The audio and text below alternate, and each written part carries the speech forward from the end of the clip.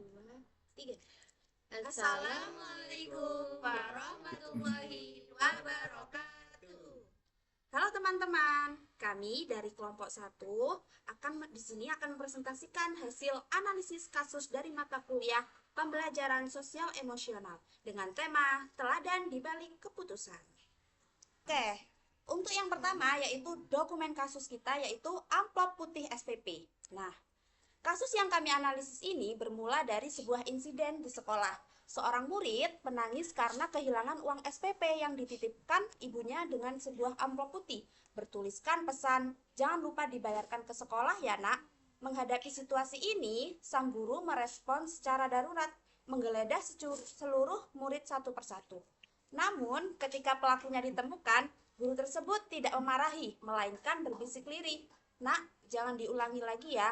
Lalu melindungi identitas anak itu dengan berbohong kepada seluruh kelas bahwa uang ditemukan di bawah meja korban. 20 tahun kemudian dampaknya baru terlihat jelas. Pelaku yang ternyata anak dari seorang ayah TNI yang sangat disiplin kembali menemui gurunya. Perlindungan identitas hari itu telah menyelamatkannya dari kemungkinan hukuman keras sang ayah dan membentuknya menjadi sosok yang jujur dan sukses. Selanjutnya yaitu matriks diagnostik. Nah, ini membahas niat baik versus praktik beresiko. Dari kasus ini, kami melihat ada dua sisi yang perlu dibedah secara terpisah. Di satu sisi, ada tindakan aktual yang dilakukan guru, yaitu penggeledahan fisik secara massal. Menurut analisis kami, ini bukti praktik ideal karena berpotensi melanggar hak privasi dan mengganggu rasa aman anak, apalagi jika dijadikan standar operasional sekolah. Namun, di sisi lain ada tindakan tersembunyi yang justru menjadi esensi keteladanan sesungguhnya, teguran personal secara lirih, melindungi identitas pelaku, dan mencegah perundungan di depan publik. Tindakan ini sangat bijaksana karena menghargai martabat anak dan memberi ruang baginya untuk memperbaiki diri tanpa dipermalukan. Kesimpulan kelompok kami, jangan tiru metode penggeledahannya, tapi teladani semangat melindungi martabat murid yang mendasarinya. Selanjutnya akan disampaikan oleh rekan saya, Bapak Rizal. Oke, Isi berikutnya yaitu pertanyaan. membedah anatomi keputusan. Terdapat 5 pilar PSE. Nah, jika dikaitkan dengan 5 pilar pembelajaran sosial emosional, keputusan guru dalam kasus ini sebenarnya mencerminkan penerapan kelima pilar tersebut secara bersamaan. Pertama, self awareness atau kesadaran diri. Guru tetap tenang dan tidak panik meski kelas dalam suasana tegang akibat insiden pencurian. Nah, yang kedua yaitu self management atau pengelolaan diri. Guru mampu mengendalikan respon reaktif, tidak bereaksi dengan kemarahan atau hukuman publik untuk menemukan amplop tersebut. Nah, yang ketiga yaitu social awareness atau kesadaran sosial. Guru peka terhadap latar belakang keluarga pelaku, termasuk potensi trauma yang bisa muncul. Nah, yang keempat itu adalah relationship skills atau keterampilan berelasi, tercermin dari komunikasi empatik dan sportif lewat teguran personal yang lirik. Dan kelima, yaitu responsible decision making. Jadi guru memilih solusi ganda, mengembalikan hak korban sekaligus melindungi masa depan pelaku dari stigma tersebut. Sekarang yaitu pendekatan ideal atau resolusi non invasif. Nah, kelompok kami juga merumuskan pendekatan yang lebih ideal yang sebetulnya bisa ditempuh tanpa harus menggeledah satu persatu murid. Pendekatan ini terdiri dari 3 langkah. Yang pertama, pendekatan dialogis atau edukasi, yaitu menghentikan aktivitas sejenak untuk mengajak seluruh kelas berdiskusi tentang nilai kejujuran dan empati terhadap teman yang kehilangan uang. Nah, berikutnya yang kedua yaitu pengembalian diam-diam atau fasilitasi. Jadi memberikan ruang atau mekanisme aman bagi pelaku untuk mengembalikan barang secara anonim tanpa harus mengungkapkan siapa identitasnya di depan umum. Dan yang ketiga yaitu pemulihan korban atau perlindungan. Jadi memastikan murid yang kehilangan uang mendapatkan kembali haknya, merasa aman dan didampingi secara emosional oleh guru. Berikutnya akan disampaikan oleh rekan saya yaitu Ibu Salsa. Nah, selanjutnya saya akan menjelaskan paradigma fleksibilitas satu ukuran tidak cocok untuk semua. Nah, ini penting untuk kita garis bawahi karena tindakan guru itu tidak bisa dijadikan aturan yang mutlak berlaku untuk semua kondisi. Pendekatan lembut yang berhasil di kasus ini terjadi karena latar belakang ayah yang militer dan sangat disiplin. Nah, untuk kasus dengan latar belakang keluarga yang ketat, pendekatan rahasia dan perlindungan martabat seperti pada kasus utama ini menjadi pilihan yang tepat. Namun, untuk kasus krisis emosional yang mendasar dibutuhkan pendampingan intensif dan konseling rutin. Sementara untuk masalah yang sifatnya sistematik dari keluarga dibutuhkan perlibatan orang tua secara aktif untuk kolaborasi penyelesaiannya. Nah, fleksibilitas berbasis social awareness inilah yang menjadi inti dari profesionalisme seorang pendidik. Selanjutnya untuk slide ketujuh, yakni kerangka EMCC, Sistem Navigasi Guru Profesional.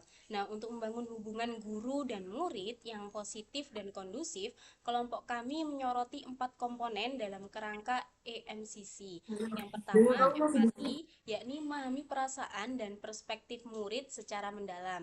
Yang kedua, compassion, yakni memberikan kepedulian yang tulus namun tetap dengan batasan emosional yang sehat. Yang ketiga, mindfulness, yakni kesadaran penuh untuk mengenali dan mengelola emosi pada diri kita sendiri. Kemudian yang terakhir, critical inquiry, dengan menganalisis situasi secara kritis sebelum menjatuhkan penilaian atau hukuman. Nah, dari keempat komponen ini adalah komponen yang saling melengkapi dan menjadi sistem navigasi bagi guru dalam menghadapi situasi-situasi yang menuntut keputusan cepat namun tetap manusiawi. Selanjutnya akan dijelaskan oleh Bu Nisa. Nah, yang selanjutnya yakni spektrum empati atau lebih dari sekedar ikut merasakan. Nah, empati sendiri ini menurut analisis kami terdapat 3 tingkatan. Yang pertama ada cognitive empati, yang kedua ada emotional empati, dan yang terakhir yakni actionable empati. Nah, yang pertama, cognitive empati ini merupakan memahami secara rasional perspektif dan kondisi yang dialami seorang murid. Semisal kita berkata, saya mengerti mengapa kamu melakukan hal itu. Tingkatan yang kedua ya ini emotional empathy atau ikut merasakan. Nah, maksudnya apa? Yang dimaksud dengan emotional empathy yakni benar-benar terhubung secara emosional dengan perasaan murid, seperti saya turut merasakan kecemasanmu. Dan yang tertinggi adalah actionable empathy, yakni mengubah pemahaman dan perasaan itu menjadi tindakan nyata yang solutif dengan bertanya, apa yang bisa kita lakukan bersama untuk memperbaiki hal ini.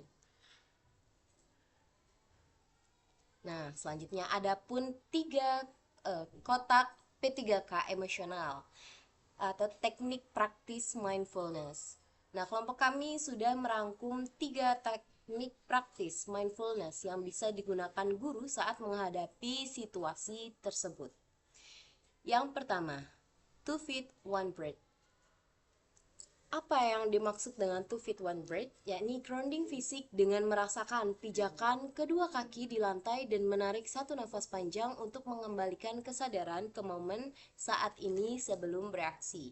Dan yang kedua yakni set intentions atau menata ulang niat, mengingatkan diri sendiri tentang tujuan utama berinteraksi dengan sang murid. Misalnya, saya di sini untuk mendidik, bukan untuk menghukum. Saya di sini untuk mendidik, bukan untuk menghukum. Nah, yang terakhir, I'm aware. Artinya mengakui emosi secara sadar. Misalnya, saya sadar saya sedang marah, sehingga emosi tidak sampai mengambil alih kendali tindakan. Nah, yang selanjutnya akan dijelaskan oleh rekan saya. Silahkan Mbak Mia. Benar. Oke, yang selanjutnya yakni paradoks welas asih atau keseimbangan kepedulian. Nah, ada satu hal yang menarik yang kami temukan yakni paradoks welas asih. Kepedulian guru terhadap murid ternyata perlu berada pada titik keseimbangan tertentu. Di satu ujung ada sikap apatis, hanya berfokus pada transfer materi akademis tanpa peduli masalah emosional murid. Di ujung yang lain ada risiko burnout, terlalu larut dalam emosi murid hingga menimbulkan tekanan mental dan kelelahan bagi diri guru sendiri.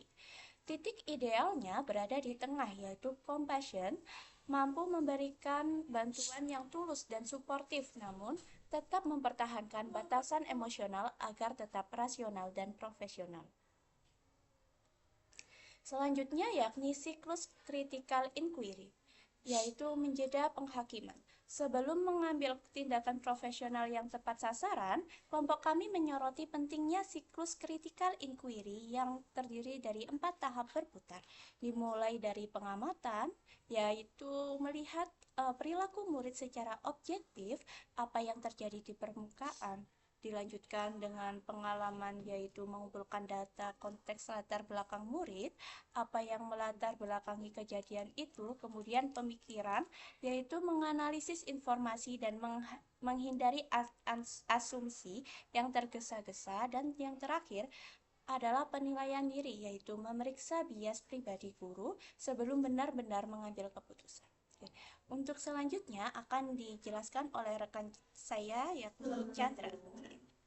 Nah, untuk selanjutnya yaitu ekosistem aman atau kolaborasi pendidik. Nah, kelompok kami juga ingin menegaskan bahwa pembelajaran sosial emosional tidak bisa berjalan optimal jika dikerjakan sendirian oleh satu pihak saja. Nah, guru mata pelajaran berperan menerapkan PSE dan EMC dalam interaksi harian di kelas, memberikan teladan sekaligus mendeteksi masalah sejak dini. Sementara itu, guru BK berperan sebagai fasilitator, konselor ahli, penyediaan intervensi yang lebih spesifik sekaligus arsitek lingkungan belajar yang aman. Kolaborasi keduanya membentuk jaring pengaman yang dibutuhkan agar murid dapat berkembang secara holistik. Nah, untuk selanjutnya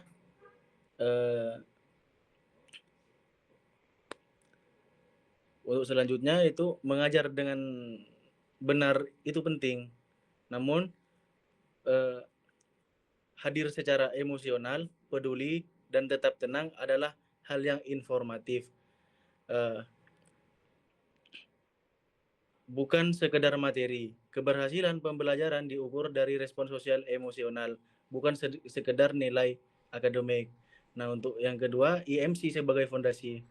Empati, critical inquiry adalah peralatan bertahan hidup sekaligus senjata pembentuk karakter. Setiap insiden adalah peluang. Nah, kasus SPP membuktikan bahwa intervensi emosional yang tepat hari ini dapat menyelamatkan masa depan seorang anak 20 tahun kemudian. Ini ingin menyampaikan bahwa mengajar dengan benar itu penting. Nah, sebagai penutup, kami ingin menyampaikan bahwa mengajar dengan benar itu penting. Namun, hadir secara emosional, peduli, dan tetap tenang adalah hal yang jauh lebih transformatif.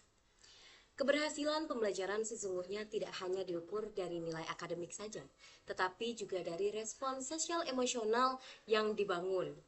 Empati, mindfulness, compassion, dan critical inquiry adalah alat bertahan hidup sekaligus senjata pembentuk karakter bagi seorang pendidik. Dan seperti yang ditunjukkan pada kasus amplop putih SPP ini, setiap insiden sesungguhnya adalah peluang intervensi emosional yang tepat hari ini dapat menyelamatkan masa depan seorang anak, bahkan 20 tahun kemudian.